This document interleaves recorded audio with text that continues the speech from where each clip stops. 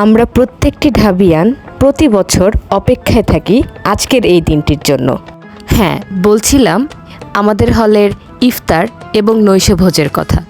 রমজান মাসের নির্দিষ্ট একটি দিনে আমাদের বিশ্ববিদ্যালয়ের প্রত্যেকটি হল থেকে ইফতার এবং নৈশভোজের আয়োজন করা হয় এবং আমরা খুবই এক্সাইটেড থাকি এই দিনটার জন্য।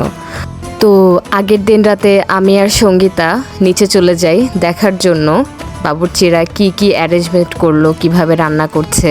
এই যে এখানে পেঁয়াজ কাটতেছে, সালাদ কাটতেছে, সব কিছু দেখার পর আমি আর সঙ্গীতা একটু হলে হাঁটাহাঁটি করি। এই জায়গাটা আমাদের খুবই ফেভারিট, খুবই শান্তিপূর্ণ একটা জায়গা। দেন আমরা এখানে কিছুক্ষণ বসে থাকি। পরের দিন ক্লাস শেষে আমরা আবারও রান্নার জায়গায় চলে যাই দেখতে যে রান্না কতটুকু হলো। এই যে এখানে বিরিয়ানির মাংস দেখা যাচ্ছে।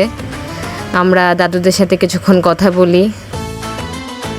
এরপর চলে আসে খাবার কালেক্ট করার টাইম। ও মাই গড, এত বড় লাইন!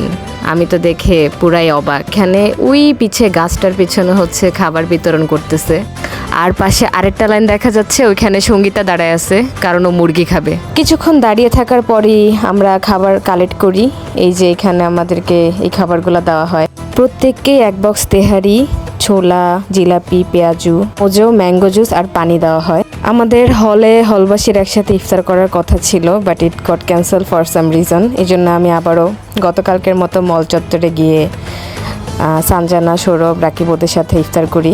আমি আবারও গিয়ে ওদেরকে দেখাই যে আমার হলে কি কি ইফতার দিছে আমাকে।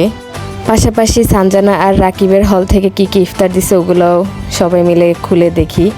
এখানে রাকিবকে অনেক ভালো একটা খাবার দেওয়া হয়েছে, আমি পুরো অবাক হয়ে গেছি। দেন সানজানা আসে ওর হল থেকে ওর ইফতার নিয়ে। এখানে ওকেও সেম ছোলা, বুট, জিলাপি, দেন বিরিয়ানি দিছে। এখানে আমাদের তিনজনের খাবার একসাথে করে দেন একটা স্ন্যাপ নেই। তারপর কি ইফতারের জন্য ওয়েট করি, আজান দেওয়ার জন্য। সবাই খাই করতেছে। ইফতার শেষে আমাদের অনেক খাবার বেঁচে যায়, যেহেতু অনেক খাবার ছিল তাই আমরা কিছু খাবার একজন রিকশাওয়ালা মামাকে দেই। তারপর আরও কিছু খাবার বেঁচে যায়। এই যে মামা খাচ্ছে, দেখে খুব ভালো লাগছিল। এই যে আরও কিছু পানি টানি দেওয়া হলো ওনাকে। দেন আরও কিছু খাবার থাকে, ওগুলাও একটা খালাকে দেই, ওনারা নিয়ে যায়।